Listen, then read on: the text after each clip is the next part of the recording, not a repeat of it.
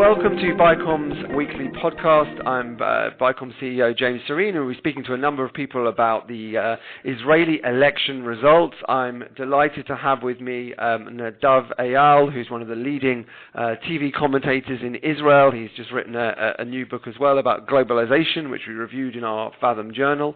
But Nadav, let's talk about the Israeli election results. I mean, what was your main sort of piece of analysis after seeing those results? What was the thing that struck you most? Well, of course, it's the personal victory of Benjamin Netanyahu. Netanyahu is probably going to be indicted. The Attorney General already decided to indict him under the subject of a hearing, which will take place in the coming couple of months. And the thing, of course, about it is that he did not get hurt personally at all of the elections. The right-wing bloc, its numbers decreased slightly, but on a personal level, what we have seen is that as far as the center-right voters are concerned, they just don't care about these indictments at all. It was a huge personal victory for Netanyahu, which managed to increase the power of the Likud. Yeah, I mean, but did you see something in this massive force that actually was put together to support Gantz? I mean, more than 1 million people, 35 seats. I mean, it wasn't enough because of the dynamics of the Israeli election system. But I mean, we can argue here, Netanyahu won because of the dynamics of the system, but it was a dead heat in terms of actually the two leading parties. So there's something significant about the fact that Gantz was able to win so many seats. Probably more seats than any opposition party has won for a very, very long time. I mean, he didn't make it into government, but what did you read into that big movement? Or did it just hoover up seats from the left and the center and nothing has really changed? Well, nothing has really changed. All the blue and white party has done is just to drink, as we say in Hebrew, just drink the mandates that were part of the center left. So they didn't manage to increase really the bloc. It's true that the entire bloc grew by the center-left bloc grew by 2 or 3 mandates, which is, first of all, not that important. And secondly, it's only because of the threshold being so high. So a lot of the voters for right-wing parties that didn't manage to get in to the Knesset, when you actually look at that data, you see that they didn't manage to increase the number of voters for the center-left at all. So basically, this is a triumph for the people who managed to form that party, of course, because they did get, the best result that a center-left party has got in many years in Israel. But they did that by basically decimating the entire left-wing field and by presenting something that was not true, that if they get enough mandates, even if they don't get a majority in the bloc, and the bloc is the only thing that matters, they maybe manage to form a coalition. But that was, of course, this was a campaign ploy, and it didn't work. It didn't work for Tzipi Livni in 2009, 10 years ago. She did the same thing. She got more mandates than the Likud at the time, but she couldn't form a coalition. The same thing happened with them. Even if after we calculate all the voters, they get 1 mandate more, it means nothing in Israeli politics if you cannot form a 61-seat coalition. And the only person who can do that is, of course, Netanyahu. Their job was to transfer voters from the center-right to the center-left. And they basically failed at that job. Yeah, that was what we were looking for all along. Looking ahead now to the big issues that are going to be part of sort of coalition formation. I mean, I just wanted to ask you about two big issues that seem to be something that they're getting a lot of attention. Number one is, what extent are these coalition negotiations going to have in them a kind of quid pro quo where Prime Minister Netanyahu tries to get either a commitment to support a new immunity law or to at least stick with him all the way through to a criminal trial? How do you see that playing out? It's going to play out probably not with a new immunity law, but using the immunity laws set already in the Knesset. So Netanyahu is going to argue to the Knesset, and I'm not sure he's going to do that himself, but the Likud is going to argue that there are clauses in the law which allow the Knesset simply not to have his immunity revoked. And it's the decision of the Knesset, it's the decision of the Parliament to decide that. Now, the Supreme Court has already said very clearly that it is indeed the formal decision of Parliament, but they need to have very substantial reasons, which, most legal advisors would say they don't have, in order to keep the immunity in while he is indicted for corruption. But he is going to go that track. He's probably not going to go with a new kind of French immunity, American immunity laws, which say that he has immunity while he is in power, because that would be retroactive and probably be struck by the Supreme Court anyway, because the Attorney General already decided to indict them subject to a hearing. Yeah. And it's a good case to make that even if they say the actual indictment was not put forward, that this is really a very retroactive act. So he's probably going to use the immunity laws set in place right now, and it's going to go to the Supreme Court. If he's going to go that way, it will go to the Supreme Court, and many legal minds in this country think that the Supreme Court will again strike it anyway. This brings us, any way you look at it, this brings us to a constitutional crisis which relates to the personal criminal problems of the Prime Minister, and that's a big thing. Yeah. And on the other side of that, to what extent is the quid pro quo for parties to support this kind of move going to be a desire to achieve some kind of move towards either annexing settlements in the West Bank, or at least doing what Prime Minister Netanyahu said in the campaign, applying Israeli sovereignty to settlements? I mean, it seems to me, looking at the potential coalition, that Yisrael Beitenu may support this, certainly the United Right Party, and there are some elements within the Likud. It's kind of Likud policy also to pursue some of this. So how much do you think this is going to feature in the coalition negotiations? This is a big question, but we won't have an answer for this question clearly, because Netanyahu cannot seem to look like he is trying to push a personal law or personal immunity on corruption charges, as a quid pro quo to annexation. This would look terrible. It might also be a legal problem as of itself. So we won't know anything about it. It's clear that this is Israeli politics. Everything's on the table. It's clear that the right-wing bloc and the ultra-Orthodox and all these new members of Knesset, they don't want another election.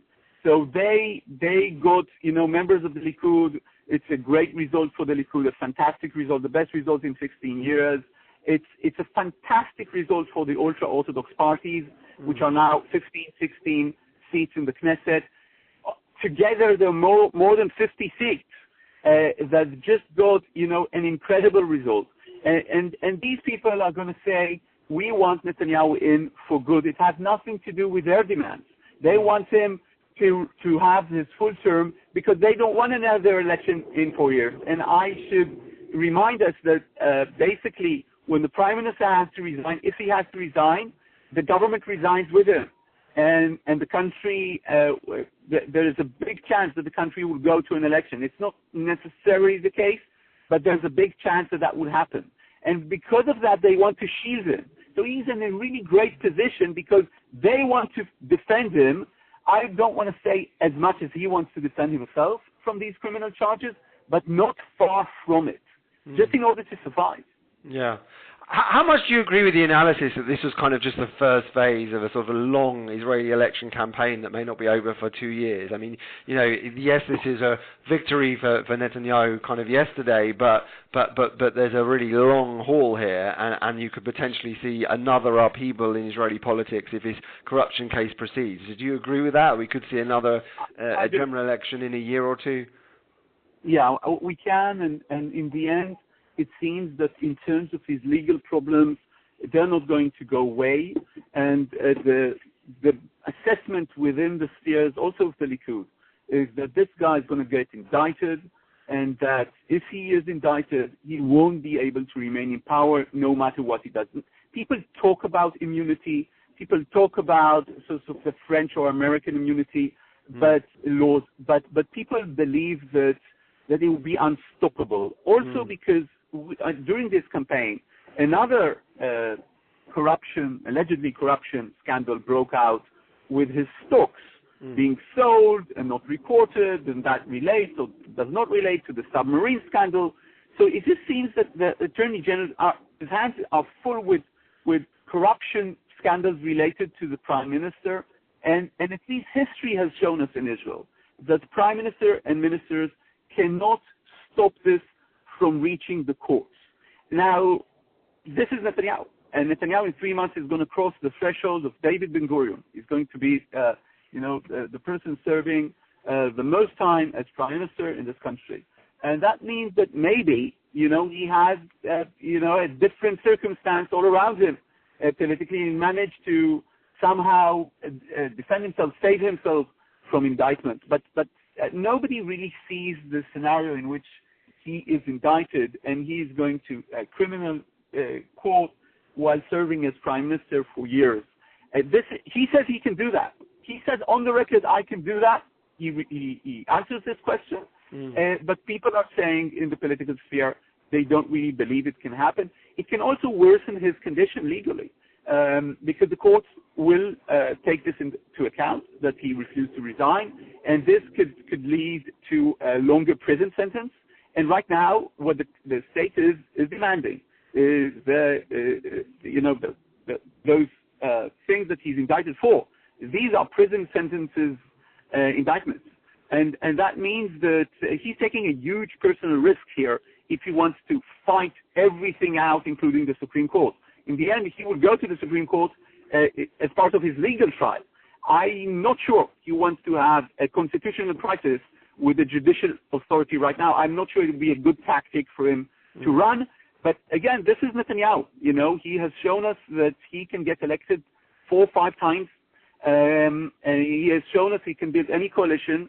And maybe he can just change Israel also in that sense. Yeah. Wow, lots to think about. Well, Nadav, thank you so much for your time, and thank you for joining us. Thanks very much. I'd now like to move on to Professor Avi Diskin, who is the Professor of Political Science at the Hebrew University. Avi, just from your experience of analysing Israeli elections, what really struck you about the results so far? I would say that Netanyahu took a gamble in his campaign strategy. He decided to do whatever is in his power to increase the size of his own party, the Likud, and because of the very high electoral threshold, it was quite obvious that it might damage the small parties, the small right-wing parties, that will not overcome the threshold. So he took a gamble, and generally speaking, it was successful. It may have hurt one of the parties that belongs to his bloc, but altogether it worked, and I thought that that was the most interesting as far as campaign tactics are involved. As far as the results are concerned, I think that all the public opinion polls predicted that the right-wing parties combined will have a majority, and also that this majority would be a little bit lower than the majority that the right-wing parties had in the previous election. And that actually worked as predicted. And the main surprise was really the size of the Likud, especially, but the 2 large parties, also on the other bloc, the Blue-White Party, compared with the size of the small parties of each of the blocs. Do you think anything more interesting is happening on the centre-left other than just Blue-White Party just sucking up seats that would otherwise have gone to Labour as they did in 2015? Did you see anything more significant going on there?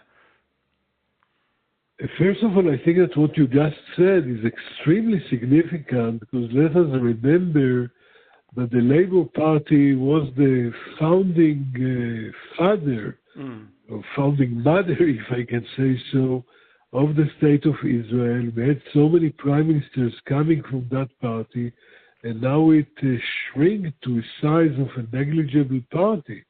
So that's really quite dramatic if you look at it from an historical point of view.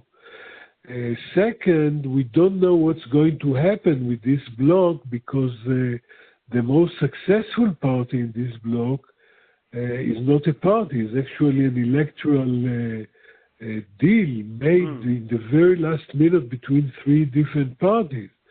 So we don't know if it's going to last, if it's going to crack, and if it does split, what's going to be the intentions of the components, including there is a possibility that one of these components will sooner or later join a right-wing led cabinet.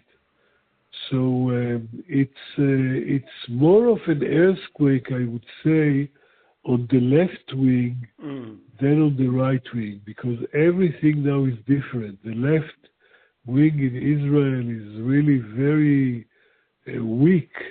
We have four very, very small factions, two of them Arab, two of them Jewish. And if we look at history, this bloc had the vast majority of, a single party, even one of that bloc, at the peak of its power, had 56 seats out of 120. So now to shrink and to be beaten in such a way, that's an earthquake. Yeah, no, absolutely. What did you make of the predictions that those small right-wing parties, the Hood or the New Right, were going to get seats, and then they didn't? Did you see that as just quite simply that was Netanyahu's strategy paying off, as you said earlier, that he pulled those voters away and just said vote for me? Do you think there was anything more significant going on? I mean, that sort of the end of that New Right party, if we see that Naftali Bennett doesn't make it into the Knesset, that's quite significant, isn't it, in terms of the parties on the right?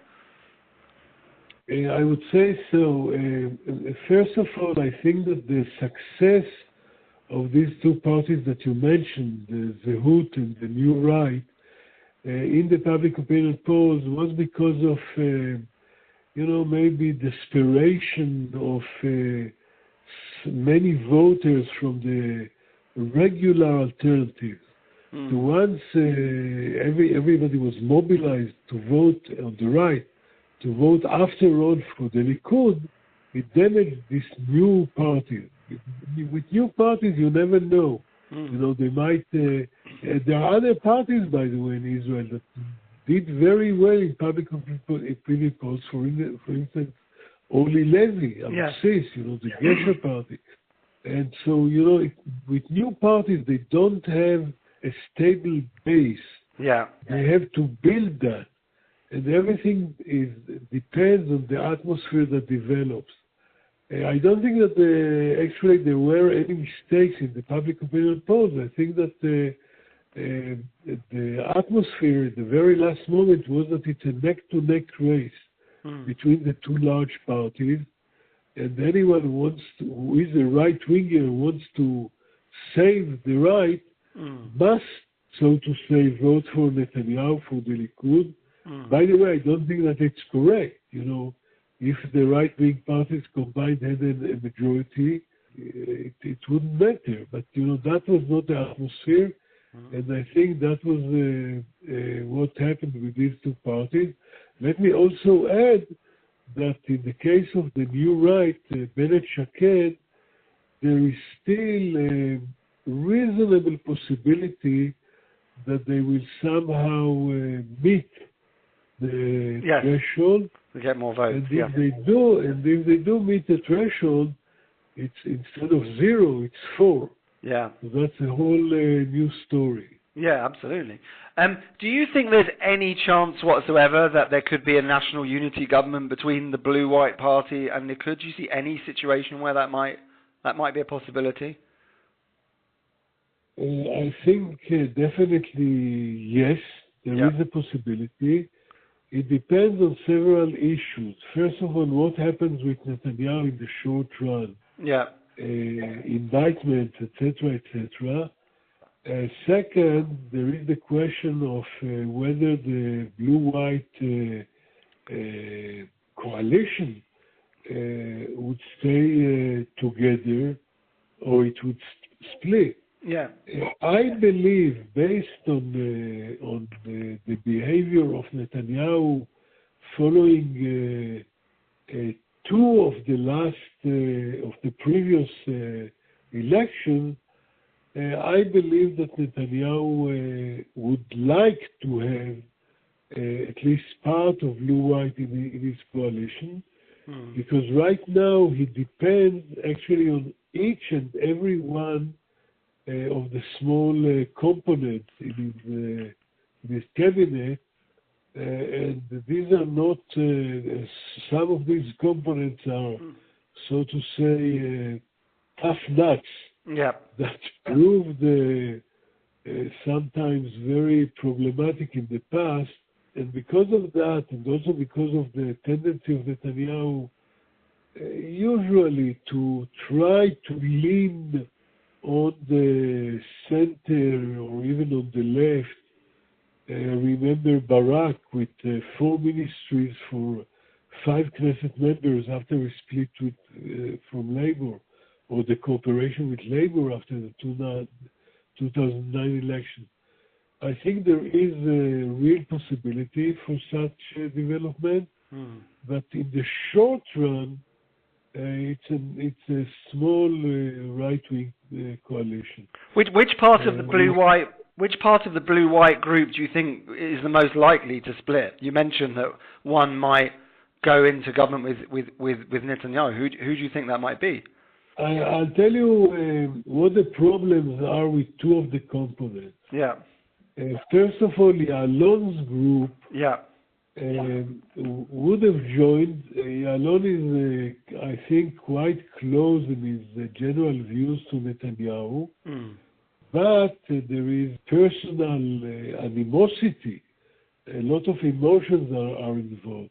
Yeah. And because that they make it very difficult. Ya'alon is very bitter about his history with Netanyahu. Yeah. With Yair Lapid and Yesh Atid, the problem is their stance on religious affairs. And if you have Yair Lapid in the coalition, you lose 16 seats, because or something like that. Yeah. Because those Haredi party were very, very successful in this election, and they are very, very hostile to Yair Lapid. So that leaves us with Benny Gantz. I think that here, in spite of this very bitter campaign of both sides, I do not believe that there are such emotional backgrounds as in the case of Ya'alon. Yeah. And because of that, I would say that he's the most likely to join. And also,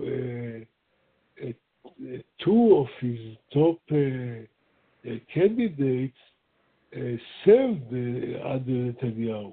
Yeah. One of them is the Secretary of the Government, and I don't think that this person, Tzvi Hauser, is hostile to Netanyahu.